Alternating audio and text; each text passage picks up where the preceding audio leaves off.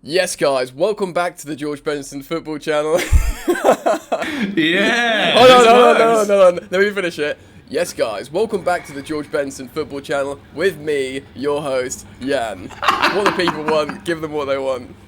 Exactly. Yes, guys, you've all been asking about it. It's time for the collaboration. From one side of the globe to the other side of the globe, we've got Yanislav Ivanovic. If you don't know who this geezer is, you've been living under that proverbial rock again, because this man has been blowing up on the Chelsea scene over the past few weeks. He's been in the game for a while. Mr. Yann, what's popping, my friend? Hey, George, it's popping well, man. How are you, brother? Good to see you, even if it's digitally. It is. It's been weird because I didn't know Yann existed until a year ago. And then I met him at Stamford Bridge and I was like, I like this guy. We went for a nice breakfast, didn't we? We did, yeah, we did. It was lovely. And, yeah, it hasn't been the same since. It hasn't. It's one of the main things that I've been missing out here in Bali. But you guys have been asking for us to jump on a call, you know, social distancing parameters and all that. We couldn't have done it even if we wanted to. But we're here now via a Skype call, but we're recording both the screens. We just want to talk a little bit today about Aston Villa coming up at the weekend, selection dilemmas for Frank Lampard. You guys have said, like, who starts against Villa? And Yann and I are going to talk about that. We're going to talk about, you guessed it, Timo Werner. I don't think anybody knows that he's signing for Chelsea, but we're going to talk about that one today. We're going to talk Havertz. We might talk a little bit Ben Rama, as supposedly Chelsea have gone in for him as well. But before we get into any of that, subscribe to this channel while you're here. But also, I'll leave Yann's links in the description to his YouTube, Twitter, Instagram. Just go nuts. Just do the thing, you know. GBFC family, sending it across. All love around here in the Chelsea community. Yann. Yo. Where are Chelsea going to finish come July? The end of July, the season's over. Are we Champions League? Cool. Thanks for starting with a nice, light, easy question to get things going. It's funny, isn't it? Because every journo that I hear on like pods that represent different clubs, they all say, yeah, you know, United, I really do see them getting the fourth spot and all this and that. And I don't want to be overly ambitious and say third, but I think Chelsea are going to finish fourth place, securing Champions League football, regardless of the UEFA situation with City. So fourth. We'll think third, but then we'll just about get fourth, and then we'll all reflect and be really happy with it. Yeah, no, I think so. I actually did a video that was going out before this one, where I did a prediction for all the games. Like, I found a website, well, Spencer did it, and then I stole the website, where you predict all the results, and it calculates a table, and I've actually got us in third. Oh, nice. I mean, I wanted to say that.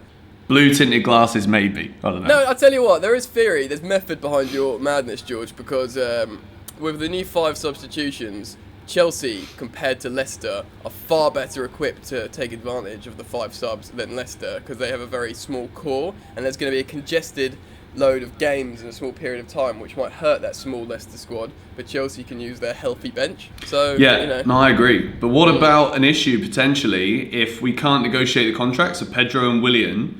We're going to be quite lightweight, particularly on the wings. What are we going to do about that? Well, I'm glad you asked. I think in regards to Willian, I think he said he's happy to do the extension. That's certainly the last thing he said to the media. I don't know if he's going to flip-flop on that, but he said that. So I think Willian will stay to the resumption of football. Pedro, I'm not so sure. He's out here scoring in friendlies behind closed doors, so Frank Lampard does value him. Obviously an industrious player. We all want him to sort of say thank you and good night, but he might be a useful guy to conclude the season with. But certainly Willian, and I think Chelsea have got enough, mate, to be honest. So yeah, I think it's good. The only thing I worry about is, like, both players, whether you love Willian or hate Willian and love Pedro or hate Pedro, they've both done a lot for the club. And it'd be a shame if it was a season disrupted by a flipping virus, which meant that they both left on what would seem to the fans like sour terms. Because obviously we look at it and we think, well, of course, they're Chelsea players. They should want to play for Chelsea, whether, you know, contracts need to be extended or not. But for them, it's like, it's actually their flipping livelihoods, you know. They can't just sign on the dotted line because Chelsea need them. Do you know what I mean?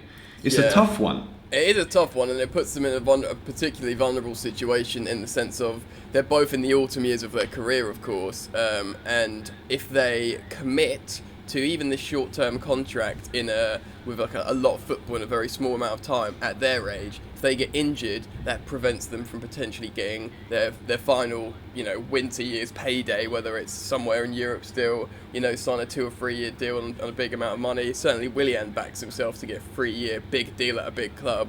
Yeah. He'll be gutted if he gets a injury that prevents him from signing the summer deal to the new club, from playing a congested amount of games at Chelsea in a small amount of time in this resumption. So they are putting themselves on the line a little bit.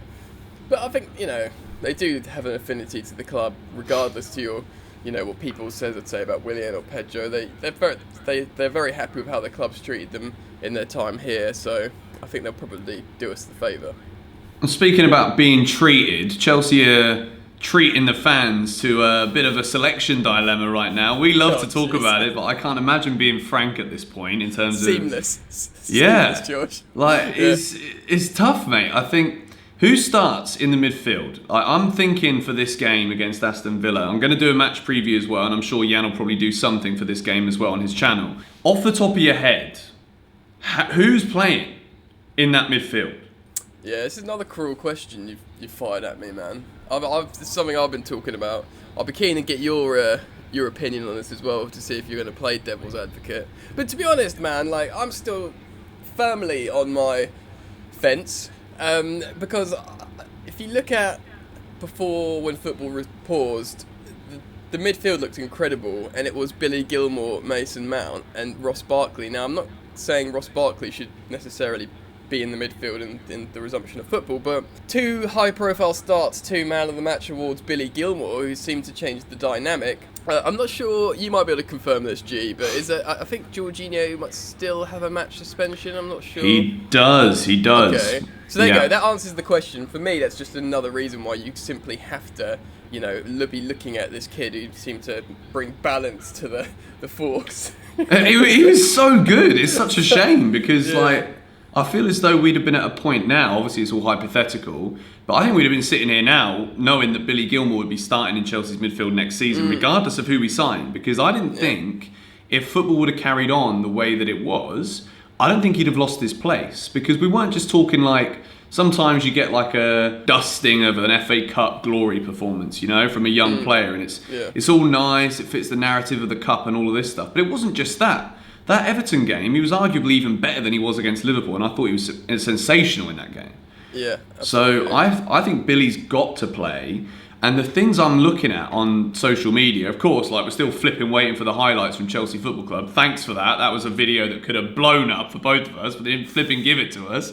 But Ruben is looking big again. He's looking strong. He's looking like he's got that muscle back. Really interesting thing about Ruben is he hasn't featured of course at all under Frank Lampard. So although Frank Lampard sees him in training, has obviously seen him in games behind closed doors, and incidentally, almost ironically, the resumption of football will bring an environment that is essentially these games behind closed doors anyway, so it's not about necessarily assessing him in the live experience. It's to be honest, mate, throwing you back in to what we've been doing is pretty much the same thing as we've been doing anyway, but he hasn't had a chance to feature.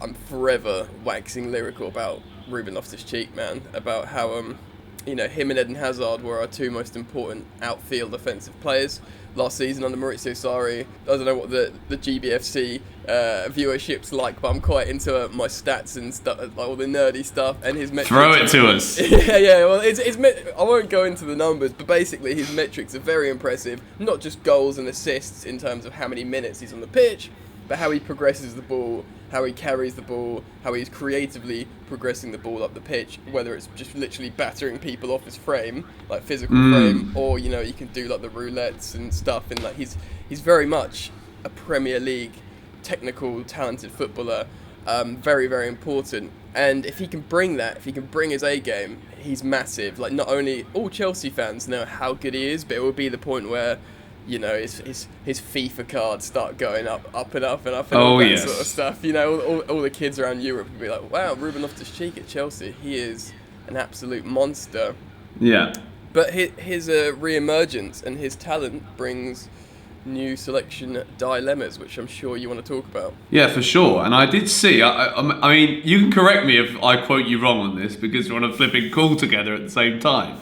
I saw you put on Twitter. Yeah, just hang up and then this one's done because I got it wrong.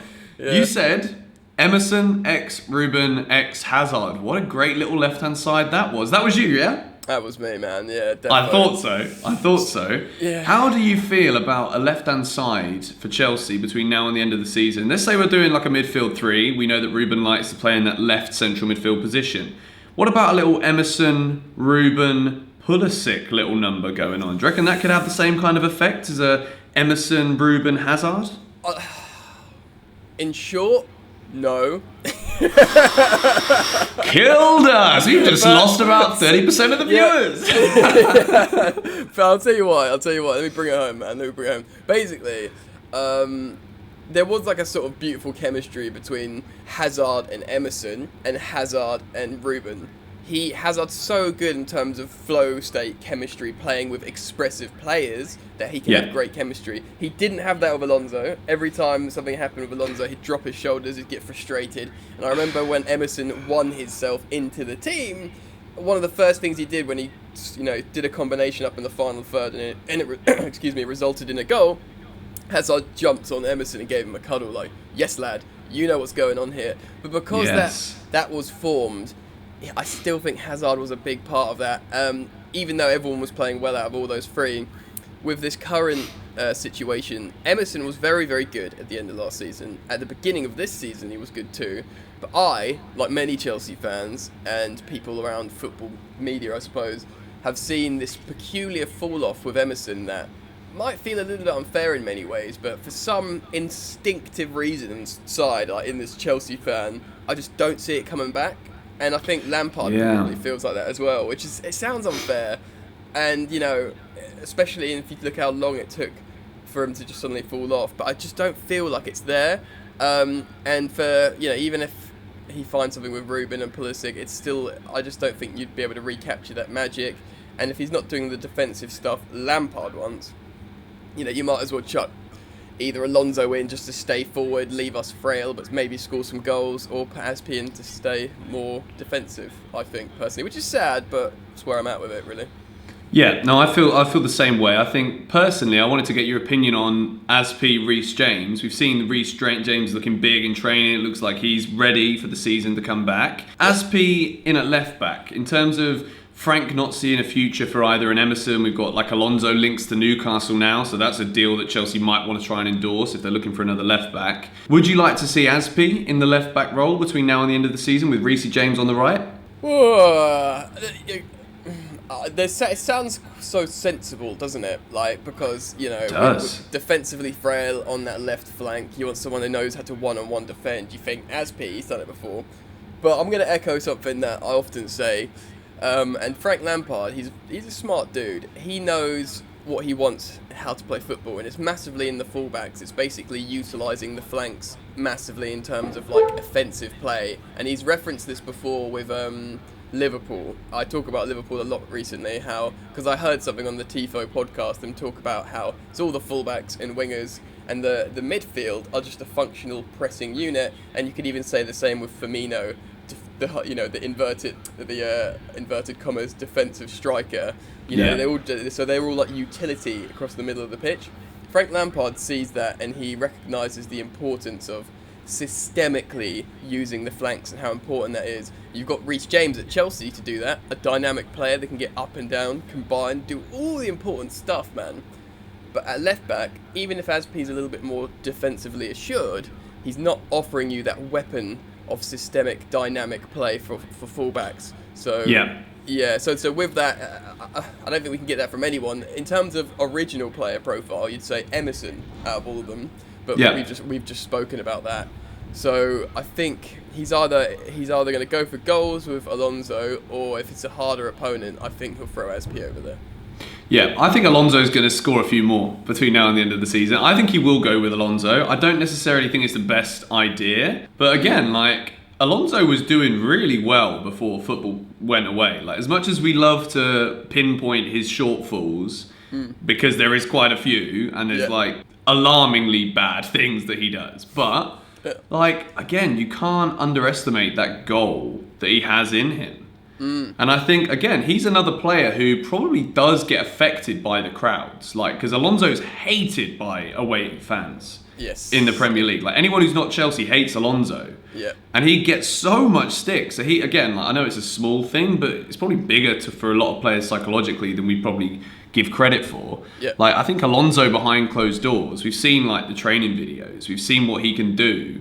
Like with a dead ball. I think Alonso can bring a lot to Chelsea between now and the end of the season, but I do think he'll be sold. Let's move away from sales though. Let's not talk about sales, because I heard this rumour that the Chelsea YouTube fan base, that they're not content with the amount of content going out about Timo Werner. There's not enough of it. Right, sweet. So Mr. Timo, he's decided that he doesn't want to play for Leipzig in the Champions League this season, which to me suggests, some people have said, like, oh, it's a bit snaky, he should respect his club. I'm not jumping on any of this. I'm like, this man is bloody excited to get his shoes on in London. How excited are you for Mr. Werner, Mr. Yanislav? Okay, so with that, right, firstly, I don't know why people would like be giving him grief for that, because Raphael Honigstein spoke about Werner as a person. He says he's one of the most professional young individuals you will ever see, like, as a footballer. There's no hint of a scandal there. Like, everything you want to hear positively. So probably what he's done in this instance is he's going, right, I'm about to, do this new long-term contract, so my step up in my career. I want to be fit and healthy for it.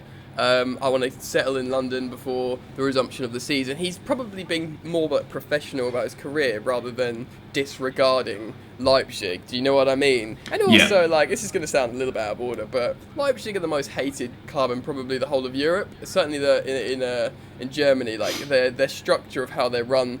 They're like new money, like Chelsea were, but in terms of how they run, they go against everything in the Bundesliga. The Red Bull and all that. So screw him.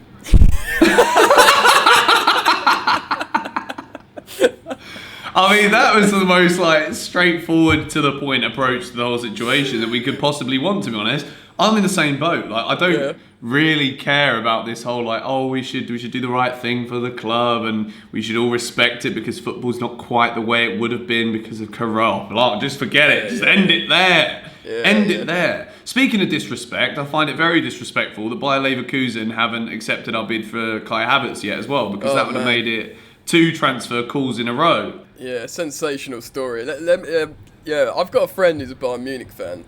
I talked to you about this, and he's been a Munich Bayern fan all his life or whatever. He's probably about your age, like mid-late 20s sort of thing. I was talking to him about Kai Havertz, and I was like, oh, we made a bid for him, and he was really like, oh, is it official? I was like, nah, not at all. Like, apparently he's not close to anyone at the moment, but it just makes so much sense for him to go to Bayern Munich, and not because Bayern Munich suck up all the talent in Germany, which they do, because if it was just like another good German player and that they want to make sure he's playing for Bayern, no, don't go to Bayern Munich, go to Premier League, challenge yourself, challenge yourself, get good Premier League money, do something different. But the fact is, Kai Havertz says, firstly he says, I just want to be winning trophies. Well, you probably should go to Bayern Munich if you want to win it straight away, mate. Yeah. But more so than that, superb replacement for for mainly Thomas Müller, who's definitely, at this sort of end years, because he's like, he's I forget the German term, but was it space investigator or whatever, it's inspector,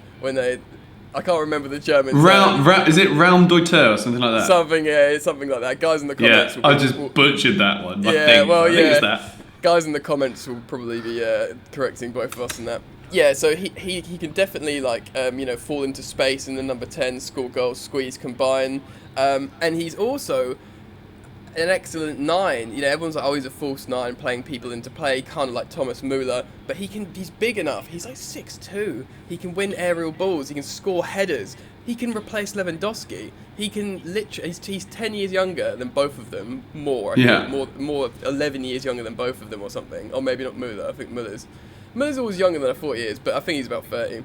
It just makes so much sense for him to go to Bayern. Having said all that, we don't really need him, but I really want him, so let's get him to Chelsea. That's exactly the same as me. I know that we have so many options, and it's not like if we miss out on this signing, it's like, oh, well, we could have won the league next season, but now we can't. It's like, it's not make or break for Chelsea. It's just a case of, oh, we've got a lot of money. He's a very good player. he will be a very good player for, like you say, 10 years. And even then, there's not only the immediate quality, because he's like pulling in stats already that you'd expect from like a player entering like 23, 24 years of age in a position similar to his. And again, like I can't even imagine the amount of goals he'd have scored in the Bayern Munich team this season. Yes, Leverkusen are pretty good, but like, just imagine what he could do in that Bayern team. And then you look at the other like attacking quality players that Chelsea have and the way that Lampard tries to play. You could easily see Havertz now, without even developing further. He could come into a Chelsea team like this who create so many chances and bag 20 Premier League goals. Like, yeah. And if like for me, if it's Chelsea missing out on his signature because of 15 million quid, like come on, Chelsea, Marina, you know what you're doing. Just pull your finger out a little bit and just go for it, you know? Yeah, and he feels like he's the kind of player that will. He's obviously good now. A lot of people just think he's been good since football restarted, but he's had 2 excellent seasons. You look at his last season for Leverkusen. I can't, bring up the numbers if you're watching this and you're interested, because I can't cite them exactly, but they're excellent goals. I'll whack them on the screen for us. How about that? Good man. Doing it now. Ding. Oh yes, absolutely. So his numbers are incredible.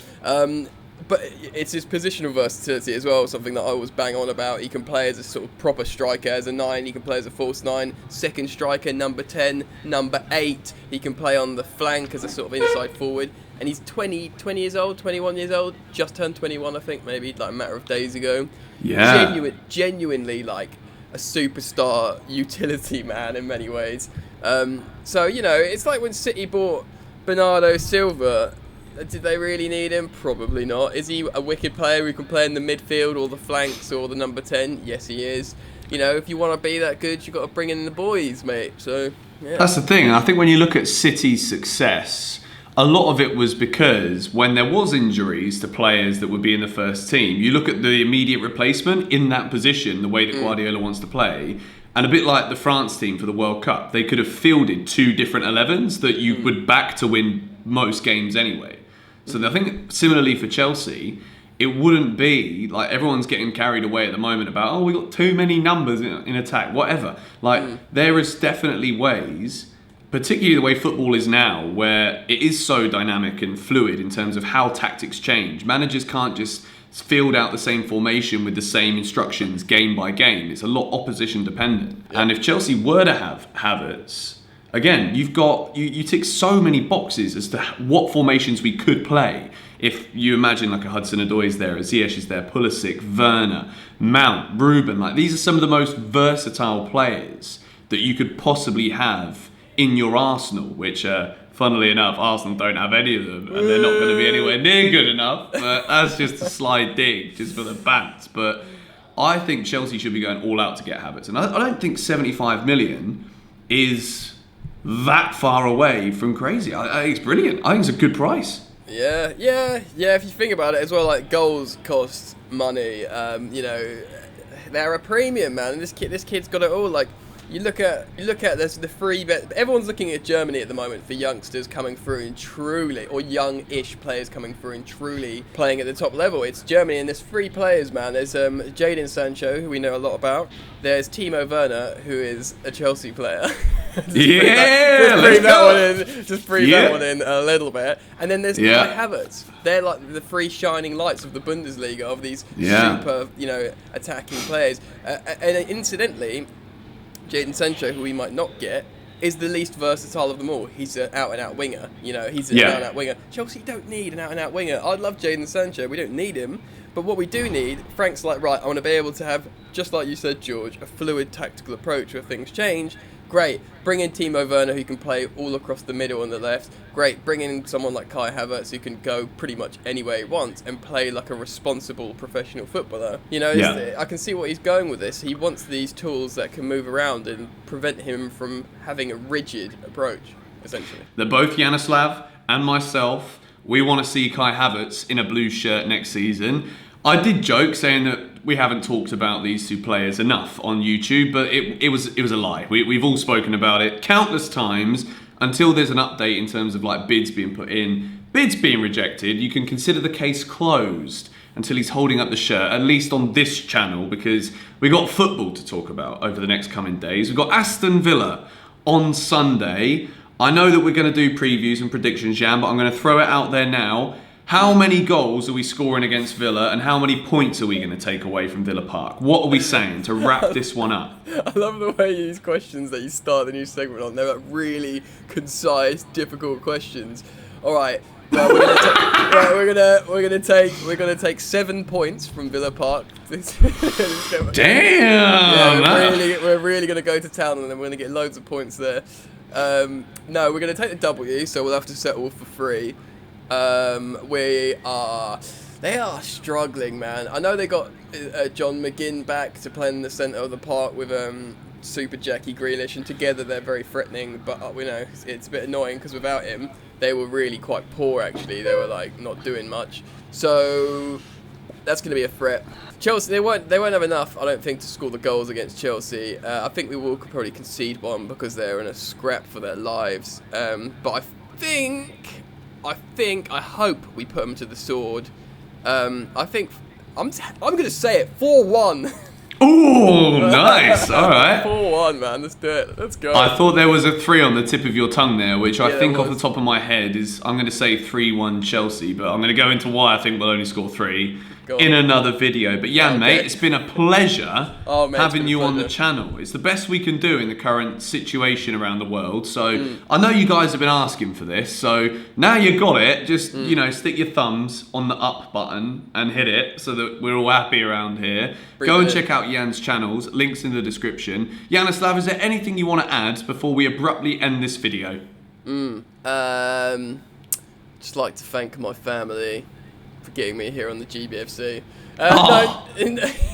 Spec. Nothing really. Everyone stay safe in troubling times. Me and George will be back on your screens soon, one day in sunny Stamford Bridge, holding a pint of beer, and we'll all look back on this. I was about to say and laugh, but it's probably inappropriate. We'll all look back on this and think, wow, how far we've come, up the Chelsea. I can't believe we've won the Champions League again. Yes. And then, you know, the end with the black screen that comes in. Yeah, the big news is we'll have Chili B on the books by then, and Yann and I will be having a few beers at Fully B Station. Thank you guys for watching. Subscribe if you're new. Hit the like button as if I haven't asked you enough. I'll see you all later. Bye-bye.